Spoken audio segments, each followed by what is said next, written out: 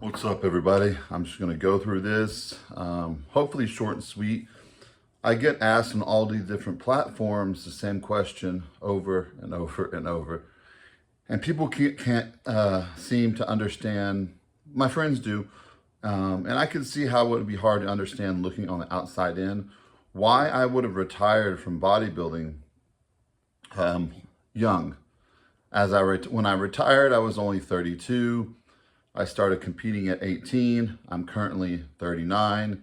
And currently I just did some photo shoots and video shoots, and they just came out, and people are just like, wow, why aren't you competing against these top pros? And they just don't understand. And it's really, really hard for me to explain it to them because I'll just have to back up some. All right. I'll just tell you where I kind of came from. My name's Armand Adam Ifbb. I was born in 1983 in Arlington, Texas. Okay. Texas Rangers, Dallas Cowboys, home of Ronnie Coleman.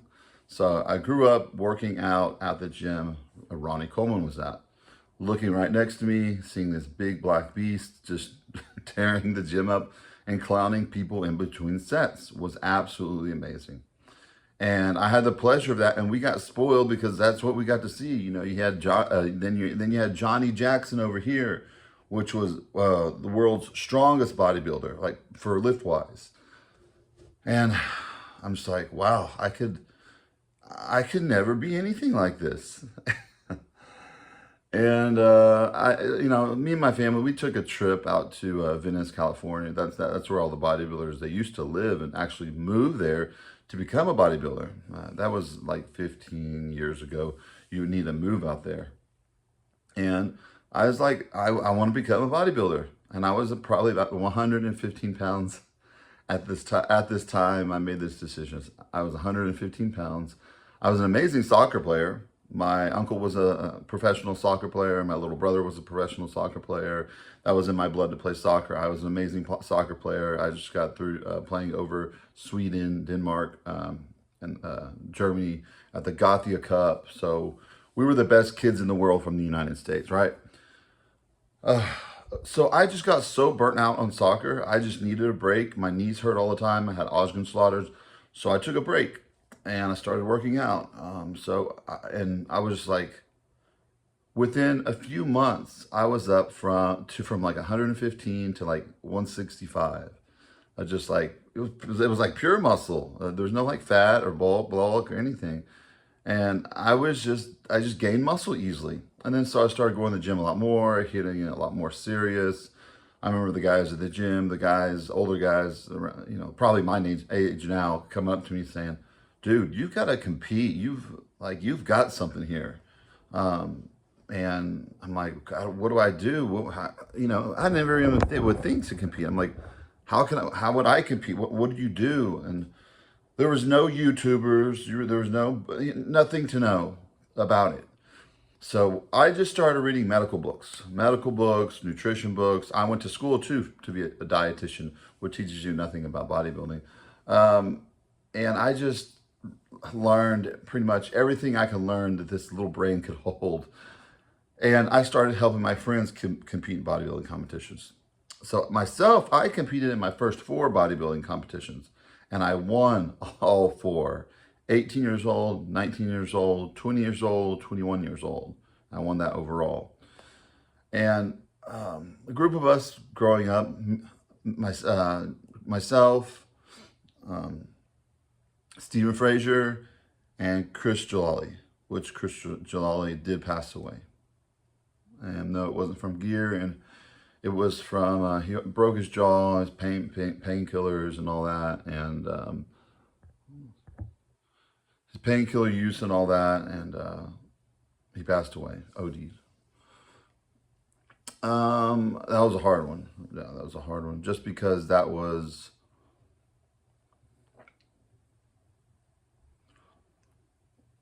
I believe that was right after my mom's death, right after my mom's death. Yeah. Yeah, so, okay. Sorry, guys. Oh, Where were we? Okay, so it just was meant to be, right?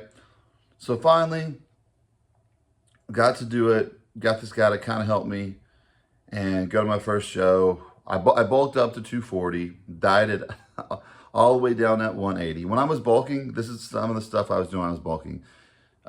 Drinking half and half with my protein shakes. I worked at my dad's Tex-Mex restaurant. I would eat like enchiladas, rice, and beans 5 times while I was just there. So I was eating about 10 meals a day. I was eating about 15 eggs in the morning. We would actually walk down to the lake and pick up our eggs. So we'd have so many eggs too. Oh gosh, so I just ate like a maniac, and I was ill all the time. And a crazy fact is, from age 17 till 18, I didn't mess around with one girl at all. I was so driven, and that's all I wanted to be, the biggest, nastiest, freakiest bodybuilder ever. And I'm sure they wouldn't want around, probably wouldn't want to hang around me. I had stomach problems. I remember I had hemorrhoids too, because I didn't know how to, I was eating all this food, and I didn't know you weren't supposed to, and so I wasn't eating enough fiber, and so yeah, I had to deal with those things forever. I was like, what are you doing on the weekend? You going out to party? No, I'm sitting in my bath. I'm sitting in a hot bath, man, because my hemorrhoids, you know. So, so that's how dedicated I was. And so eventually it's hardcore. Eventually I had a surgery when I was 20, umbilical surgery, simple, but done, but right back in the gym. And then won my last show at 21 years old in that group. And I just kept progressing and kept getting better and better and better. And I was taking light stuff. When I say light stuff, guys today on TikTok, guys today everywhere would laugh at me. And most of them now don't believe me, even when I tell them what I do take now, which is only from a hormone clinic, okay? Only from a hormone clinic. So the question comes back to, why did I retire?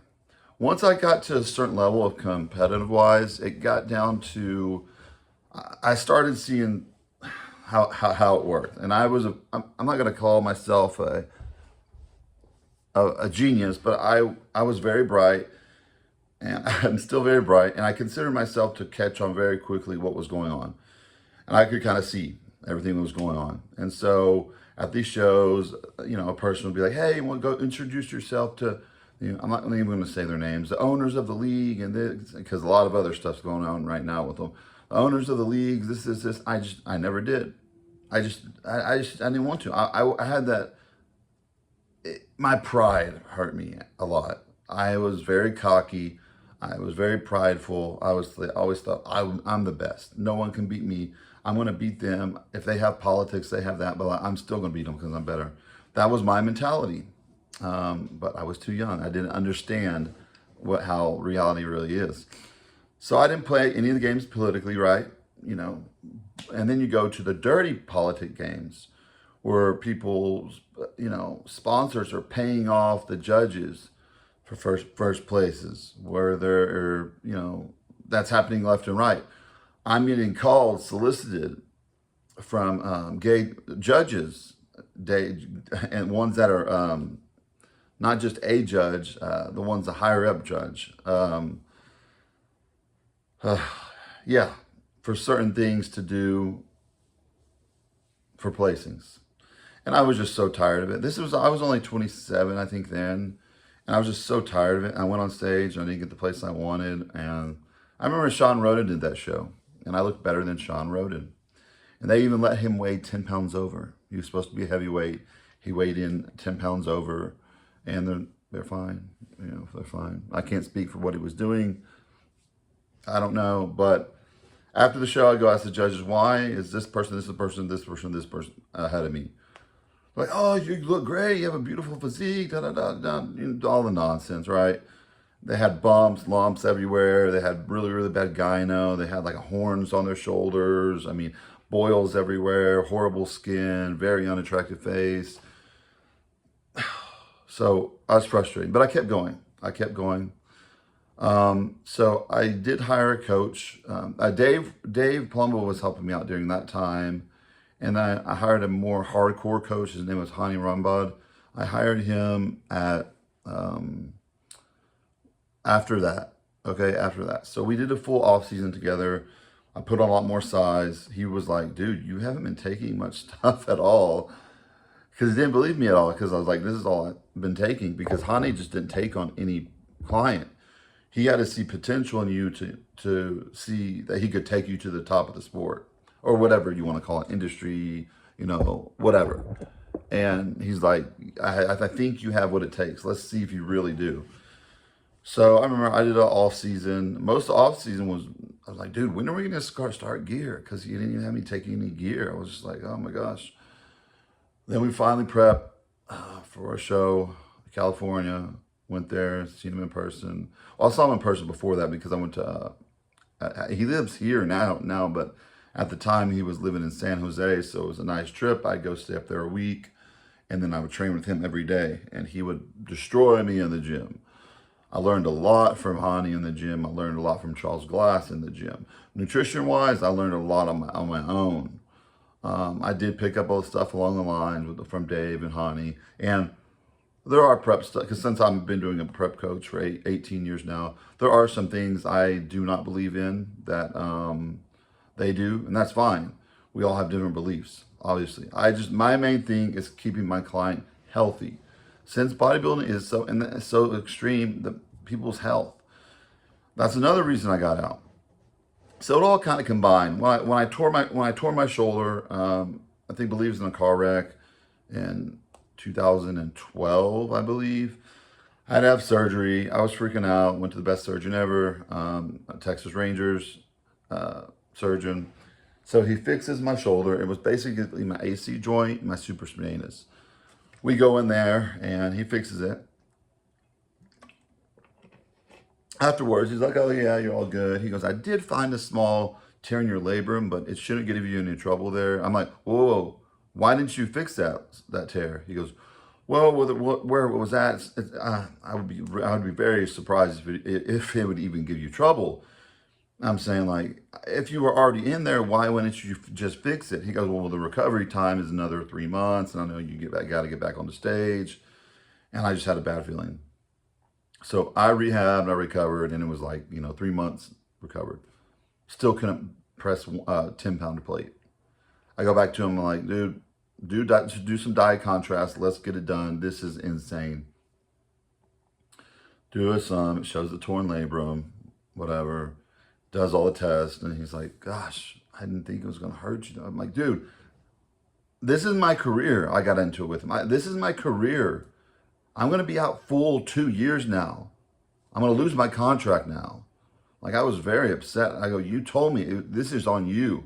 So he did a second surgery for free, of course, but they had to go in there, and the labrum took a lot longer to recover than my first surgery. So I was really upset about that. But even before that, the show I was going in to win was 2011 Nationals. It was a crazy, crazy drama going into that show. Girlfriends, drama, I got my house raided 2 to 3 weeks out, and a lot of people were like, what? I'm like, literally, these two sisters, they were in like a fight, sisters fighting with each other. And then I moved back into my parents' house a few weeks out from the show from a girlfriend because I just wanted to be laser focused on my show. And they were doing stuff on my computer, and hers, and whatever, making fake profiles. That's all they were doing, right? It's like pranks. So this is like 2 weeks out, or a week and a half out from my show. My ex gets a hold of me. I had her blocked on everything. She got a hold of me somehow. And she's like, you need to destroy your computer. The cops are going to come get you and arrest you. They have supposedly they're going to get a warrant for internet impersonation. Apparently, it's the first new law in the whole Dallas-Fort Worth area for this, and I guess it was. I didn't believe it, so I just kept on. I was sitting in one day, and my front door gets kicked in. Boom, 15 cops swarm the whole place.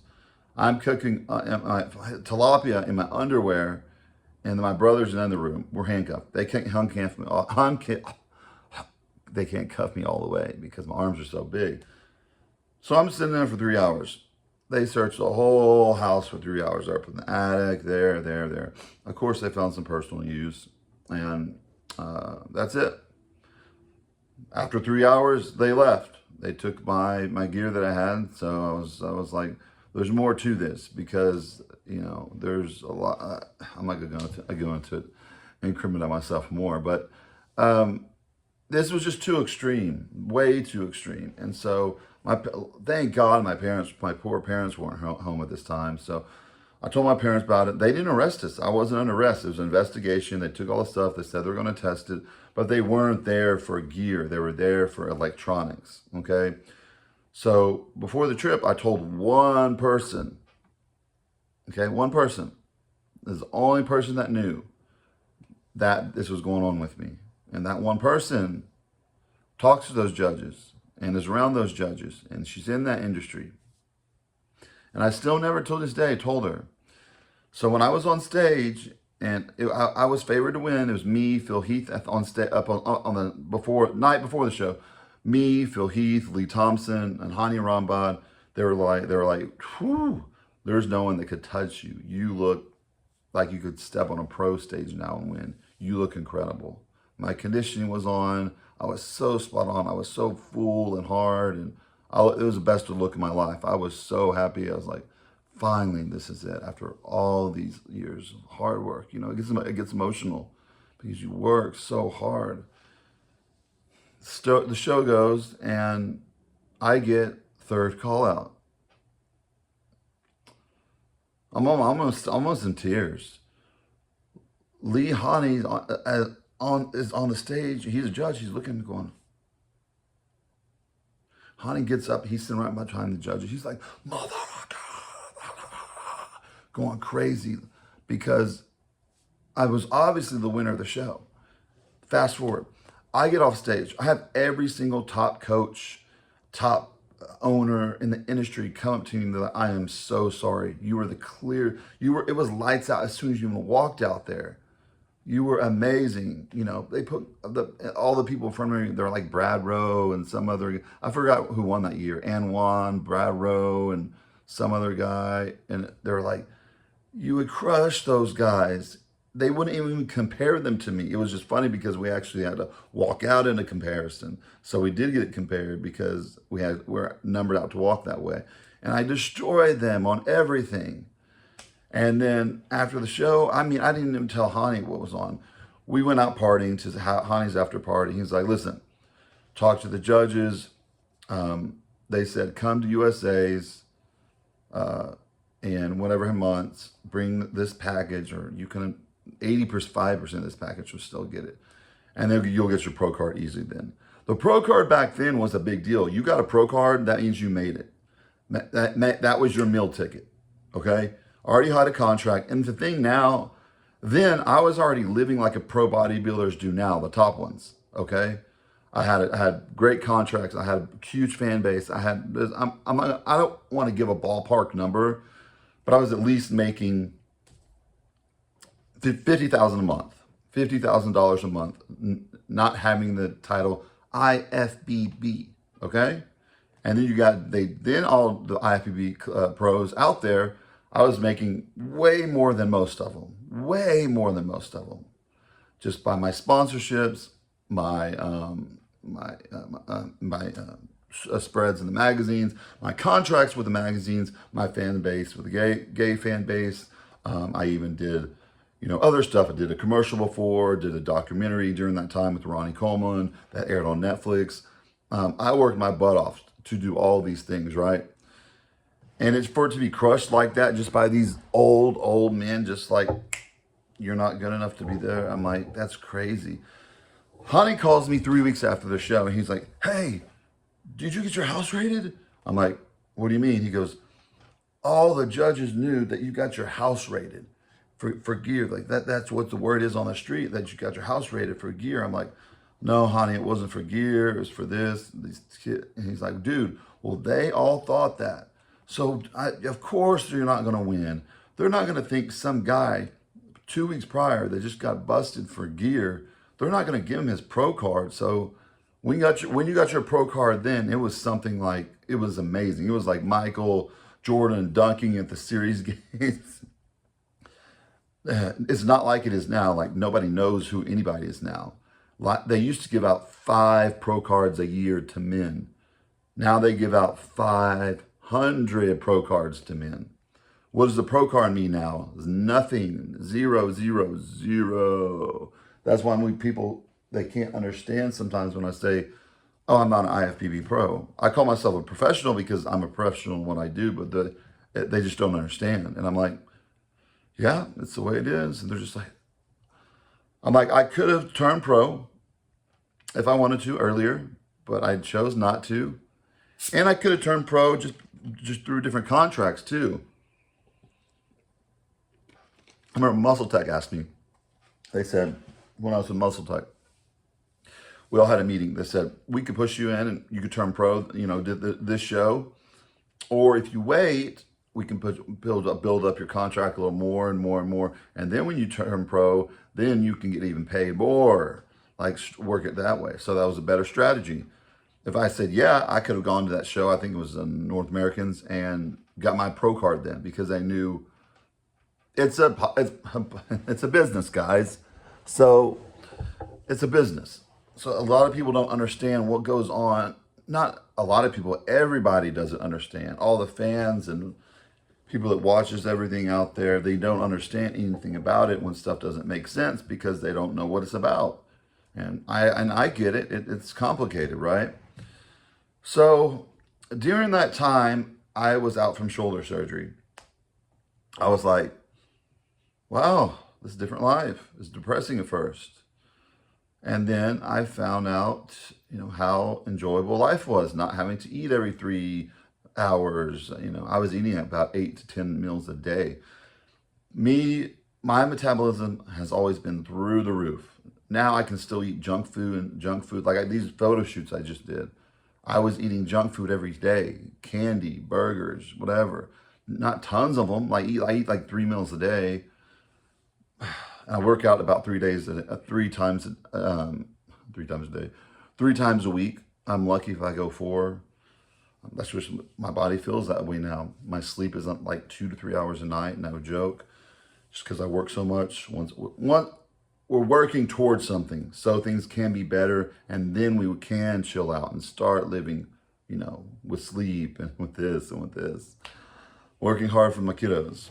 Okay, so during this time, I'm sitting back that I'm just like chilling from bodybuilding. I mean, I'm in a cast. I start doing things that I've been missing out on forever. Going on vacations. Not saying, oh my gosh, it's time to eat again. I can't believe that it's been 3 hours and I haven't eaten.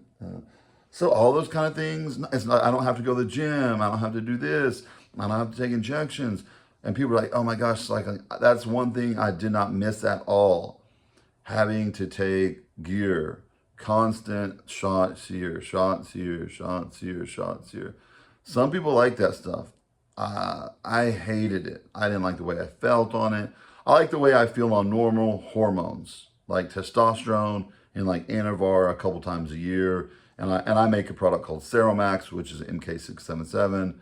That's an amazing product, and that's about it. Nothing more than that. People always ask me now, well, if you really wanted to, couldn't you just like prep and get ready and go and beat all those guys? I'm like, yes, I could probably in 6 months if I got on a cycle and trained hard and ate all my meals. I could get my pro card easily and then go battle them and probably, you know, not top 5 Olympia. That would probably take another year for me to battle there. But yes, I absolutely think I could. Why do I not do it?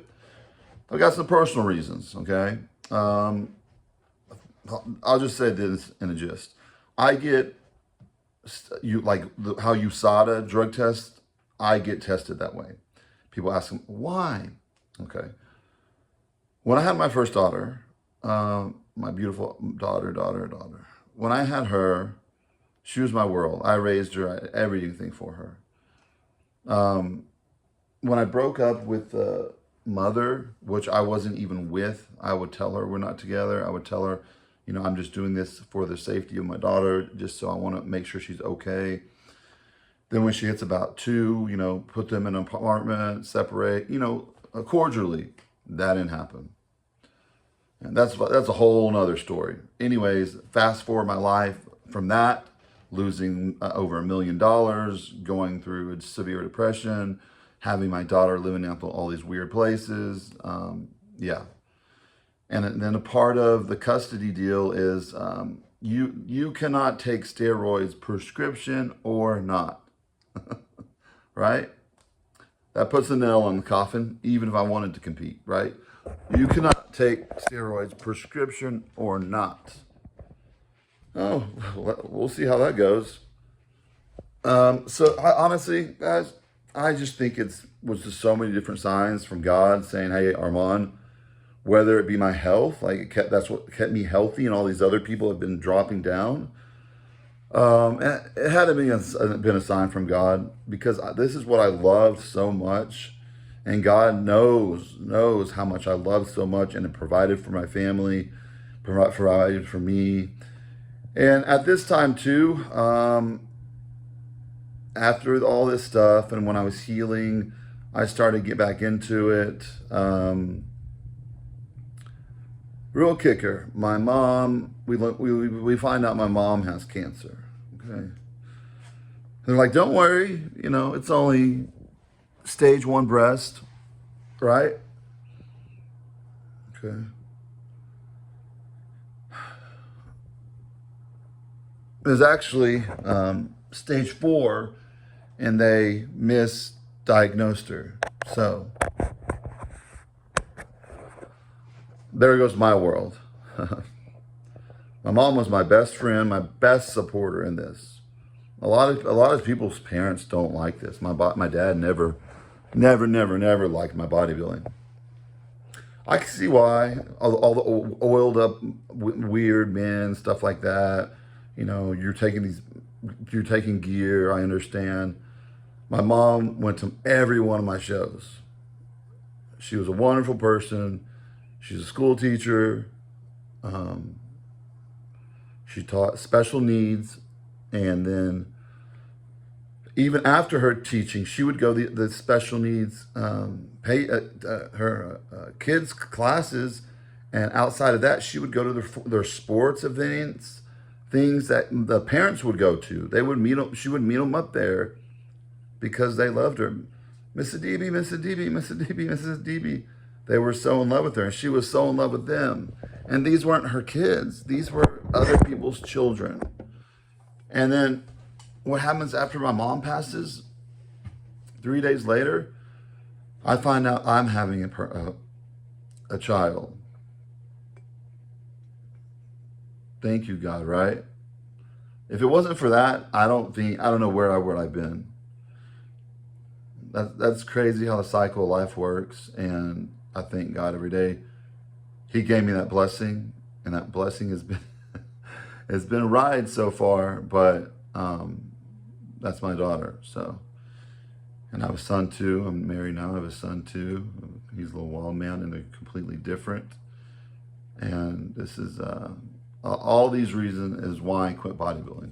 So let's say even if I did, I cannot take a practical cycle. People's like, you're good enough. You can just jump on stage and, you know, no, I just can't jump on stage with all this stuff I'm taking from the doctor, guys. You got to be realistic.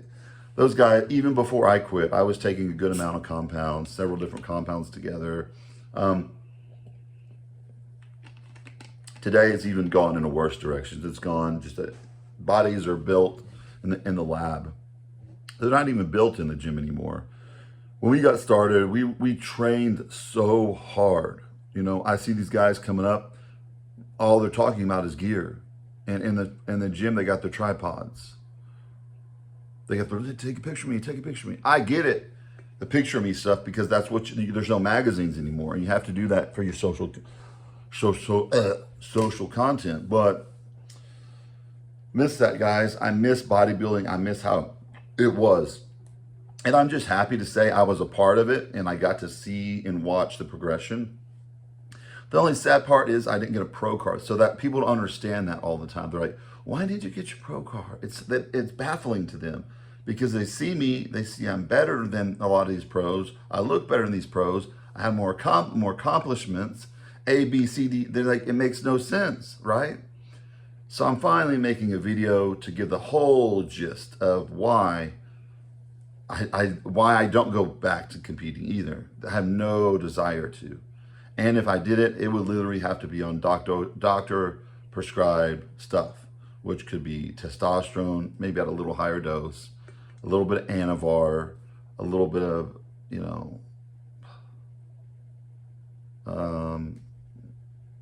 I wouldn't take growth hormone because I have my MK677, my Seromax, and that is what I'm taking now for my last shoots. My shoot this week and this week, that is what I took. I took my testosterone from my doctor. I never say milligrams anyways. People throw numbers out all the time. I never say any of those milligrams, ever. I say I take testosterone from my doctor. I say I take Anavar twice a year because there's no point taking it the whole year. I usually just take it in the summertime.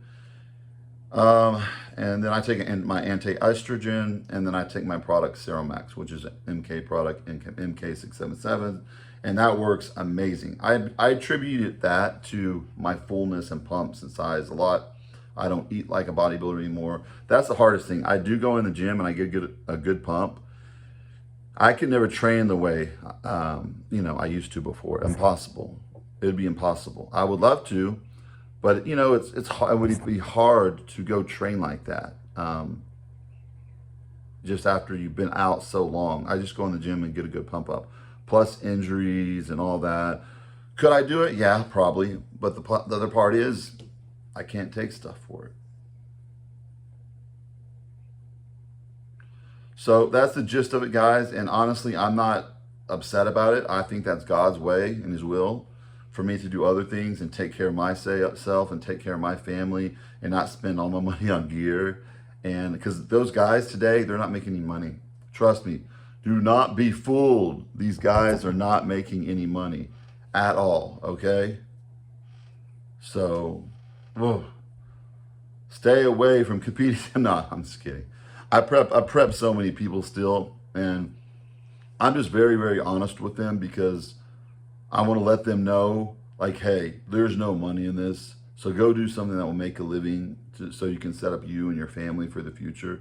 And that's what I did for this. This is my, I'm a top coach now. That took me 20 years to build who my name is and what I can do and how good I am. And it's not called cocky, it's confident, because I am extremely, extremely good at what I do. Sometimes I'm like, after the show, I'm like, wow, gosh, I can't even believe I did that. I'm being serious though. I know it sounds so conceited, but I'm being serious.